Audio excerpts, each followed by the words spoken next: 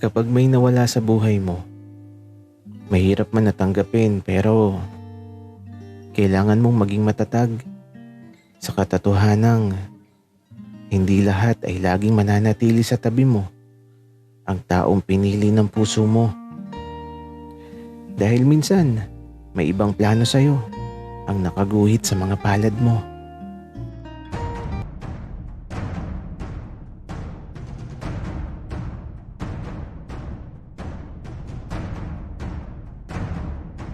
Kaibigan, huwag mong kalimutan mag-subscribe sa aming channel at huwag din kalimutan i-click ang notification bell at subscribe button. Subscribe na!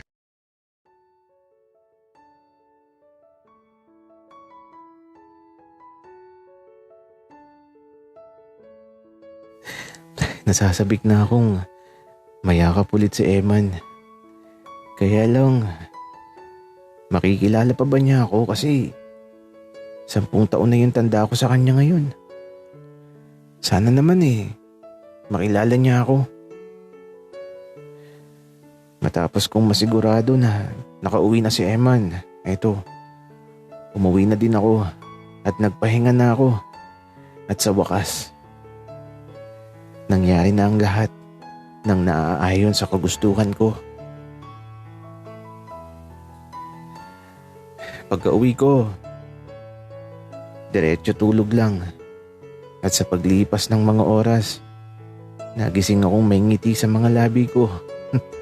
At sa wakas, eto na yung araw na pinakahihintay ko. Pagkagising ko, inayos ko na kaagad ang sarili ko kasi kukunin ko na yung aparador at dadalhin ko na dun sa bahay ng manghuhula. At eto, nang makarating na ako sa bahay nila Eman, nagsuot ako ng face mask, sombrero at itim na salamin. Plano ko kasi na hindi muna niya ako makilala. Gusto ko kasi na maihatid muna sa bahay ng manghuhula yung aparador. Kaya naman, pagpasok ko sa loob ng bahay nila Eman, tinanggal ko muna yung itim na salamin ko. Nagdidilim kasi yung paningin ko kaya lang, napansin ko na pinagmamasdan ako ni Eman. Medyo umiiwas ako ng tingin kasi baka makilala niya ako. Kahit nakasombrero at face mask ako. At masaya ako na nagbalik na sa dati si Eman. Maayos na siya at nakakausap na din siya ng maayos. Kaya lang, umiiwas talaga ako ng tingin sa kanya. Kasi gusto ko talaga munang dalahin sa manghuhula ang lumang aparador para wala na akong iniisip. Nakakatuwa lang kasi nung kunin ko na yung lumang aparador sa silid na Eman, nakita ko yung mga bagay na kasama kong inihatid sa panahon na to at ang larawan naming dalawa. At eto, bago ako umalis, tinitigan ko muna ang mga mata ni Eman. Tapos, nakatitig lang din siya sa akin at eto, isinuot ko na yung itim na salamin ko. Pakiramdam ko nakilala na ako ni Eman. Pero, babalik na ako kaagad. Kaya naman, nang makarating ako sa bahay ng manghuhula, sobrang saya ni Manong nang makita ang lumang aparador. Wala siyang ibang sinabi kundi ang magpasalamat.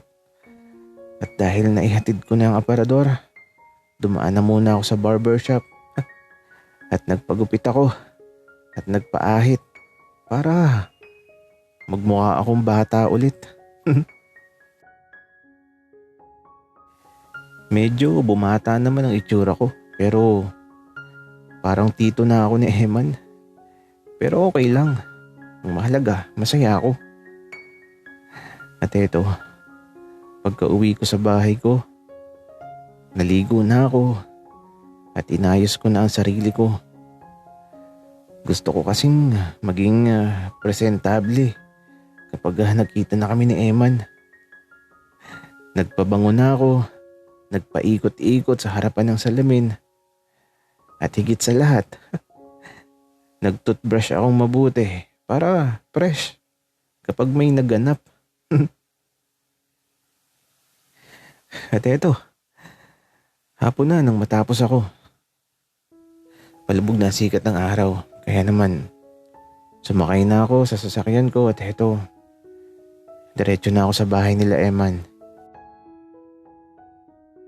Kinakabahan ako kasi naman 10 taon ang hinintay ko at sana ganun pa din. Sana walang nagbago.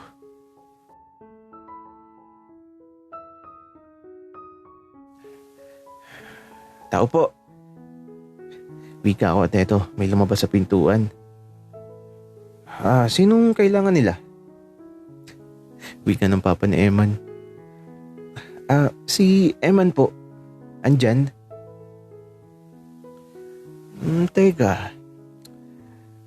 Parang nakita na kita, iho. Hala. Saan po? Hindi ko alam, iho. Basta parang nakita na kita. Pero bakit mo pala hinahanap ang anak ko? Makikipagkwentuhan lang po sana ako. Kaibigan niyo po pala ako. Oo. Natatandaan na kita. Ikaw yung kasama niya sa larawan, pero bakit parang ang laki ng itinanda mo, iho? Opo, ako nga po. Stress lang po sa work, kaya po medyo tumanda yung itsura. Sasakyan mo ba yan, iho? Parang familiar sa akin eh. Parang nakikita kong madalas ang sasakyan na yan. Opo. Akin po. Wika ako. Nice naman, iho. O siya, pasok ka muna. Salamat po. Wika ako naman. Tapos ito, naupo ako sa sala at naghain ng papa ni Eman ng juice at tinapay. Naku, nag-abala pa po kayo. Nakakahiya naman po. Okay lang, iho. Sige na, kumain ka na. Si Eman po. Andiyan po ba?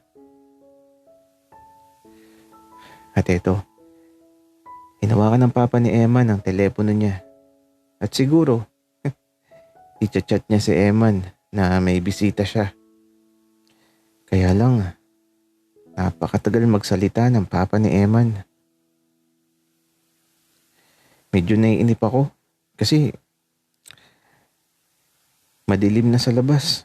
Hanggang sa ito, nagpadala na ng mensahe si Eman.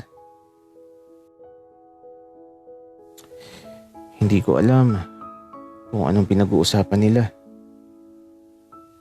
Basta, ito ang naririnig ko. Eman, nasaan ka na? Saan ka ba pupunta? Napakalayo niyan, anak. Bakit ka pupunta dyan? Anak, susundan kita. Hindi pwede, anak. Susundan kita. Nasaan ka na ba? At eto, tila ba naputol na yung tawag at halatang biglang nag-alala ang papa ni Eman. Ano pong nangyari? Tanong ko. Iho, nagkaroon daw kasi ng panaginip ang anak ko. At parang totoo daw ang panaginip na yun. At papunta na siya sa lugar na yun. Tito, tara na po. Alam ko po ang lugar na yun. Sumakay na po kayo sa sasakyan ko. Kaya ito, wala akong oras na dapat sayangin. Ibig sabihin, naaalala ni Emma ng lahat. At masaya akong tatahakin niya ang daan patungo sa lugar na aming pinagtagpuan.